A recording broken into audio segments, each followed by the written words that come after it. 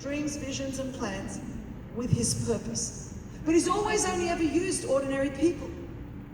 You know, you heard Krista's story, and some of you know my story, that I was left in a hospital in Sydney, Australia, unnamed and unwanted when I was born, that my birth certificate does not even have a name on it. It says child's name number 2508 of 1966.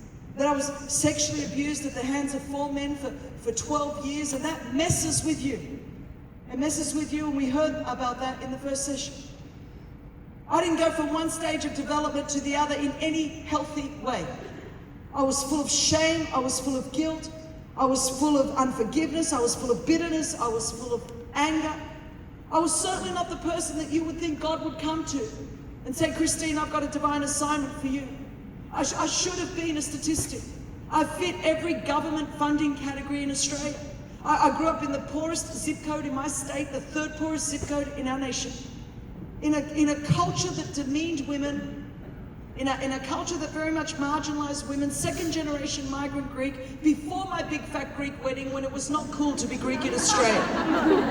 The Australian kids that ate Vegemite sandwiches did not like my feta cheese sandwiches at school, and so they very much mocked and ridiculed me. I didn't speak English until I was 5, and so I was so ridiculed because of my accent. So I know what it is to be marginalized. I know what it is to be abused. I know what it is to grow up in government-assisted housing. You know, I told you I fit all our funding categories. I'm a marginalized, oppressed, dispossessed, poor, ethnic, minority, abused, adopted. Check. It's awesome.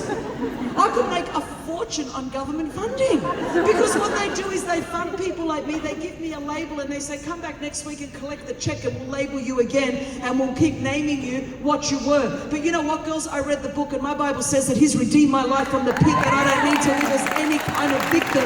But we are more than conquerors through Christ Jesus, who strengthens us. I don't know how you started in life, but I know that you don't have to finish how you started. Because of the redemptive work of Jesus Christ on the cross, you can have forgiveness for your past, a brand new start, and an awesome future. That your history does not need to define your destiny. You are not what happened to you. You are not what you have done. You are who Jesus says you are, and you can have the future that Jesus says you can have. That's who you are. You are who he says you are. But let me tell you this. God came and interrupted my little life.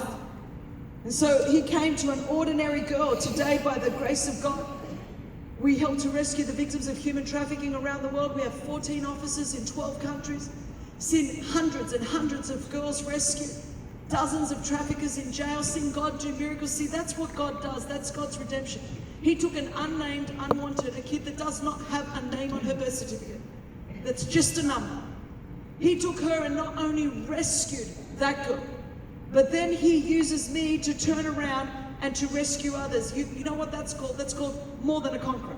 That's when not only did Jesus free me, but he freed me for a purpose, so that I can then turn around and open the prison doors for others that are bound. That's what God does, is he can work all the bad things of your past together for good. And you know what, girls? Every time we put a trafficker in jail, every time we see a girl rescued, I say to the devil, you can stick that in your pipe and smoke it. I bet you wish that you left me alone. I feel like Joseph when he said to his brothers in Genesis chapter 50 verse 20, he said, you meant this for evil against me, but God meant it for this very purpose, to save many people alive.